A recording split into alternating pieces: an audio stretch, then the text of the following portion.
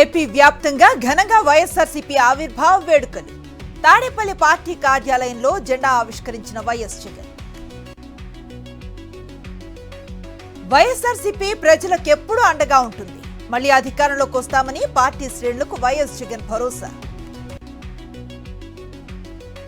పార్లమెంట్లో వైఎస్ఆర్సీపీ కార్యాలయంలో ఆవిర్భావ వేడుకలు. వైఎస్ఆర్ కు పూలమాలలు వేసి నివాళులు అర్పించిన ఎంపీ.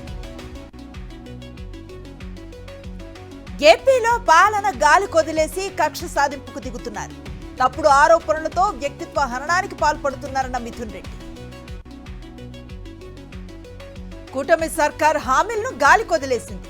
విద్యార్థులు నిరుద్యోగులను మోసం చేసిందన్న బొత్స. చంద్రబాబు పవన్ ప్రజలను మోసం చేశారు.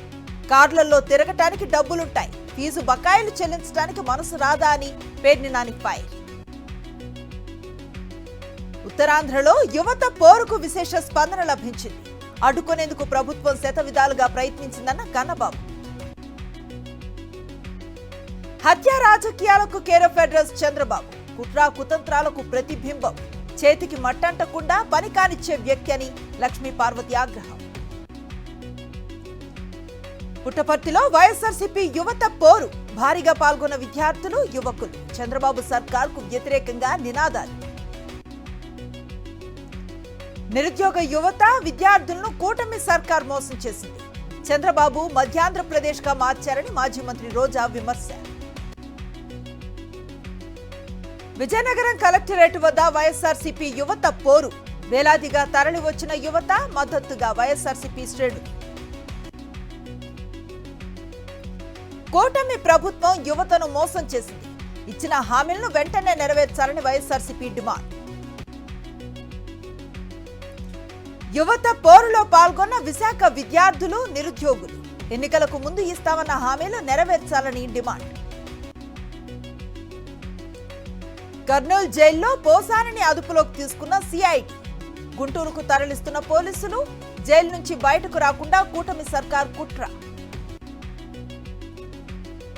పోసాని మీద సిఐడి పీటీ వారెంట్ పై హైకోర్టులో సవాల్. లంచ్ మోషన్ పిటిషన్ వేసిన మాజీ ఏఐజీ పొన్నవోలు. కాసేపట్లో విచారణ చేపట్టనున్న న్యాయస్థానం. చెవిరెడ్డికి ఎర్రగొండపాలెం పోలీసుల నోటీసులు.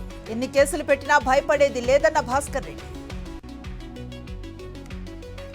గవర్నర్ ప్రసంగం అనంతరం తెలంగాణ అసెంబ్లీ రేపటికి వాయిదా. ఈ సమావేశాల్లో బడ్జెట్ ప్రవేశపెట్టనున్న ప్రభుత్వం. తెలంగాణ ఇంటర్ పరీక్షల్లో కొనసాగుతున్న తప్పులు. సెకండ్ ఇయర్ మ్యాథ్స్, బోటనీ పేపర్లలో 3 మిస్టేక్స్. మహిళలు ఆర్థికంగా ఎదగటానికి రీసెర్చ్ స్కాలర్స్ సలహాలివ్వాలి. వారి భద్రతకు ప్రభుత్వం కట్టుబడి ఉందన్న మంత్రి సీతక్క. కన్నడ నటి రన్యారావు కేసులో కీలక విషయాలు వెల్లడి. విమానంలో స్విట్జర్లాండ్ వెళుతున్నారని భారత్ కు రాక కన్యారావు అరెస్ట్ మెమోలో పేర్కొన్న డిఆర్ఐ అధికారులు. మారిషస్ నేషనల్ డే వేడుకల్లో భారత ప్రధాని ముఖ్య అతిథిగా హాజరైన నరేంద్ర మోదీ. మారిషస్ ప్రధానితో కలిసి సైనిక విన్యాసాలు తిలకించిన మోదీ. వరంగల్ జిల్లా దౌలత్ నగర్ లో పీడీఎఫ్ బియ్యం దందా. పాలిష్ చేసిన సన్న బియ్యం ఊళ్ళో అమ్మకాలు.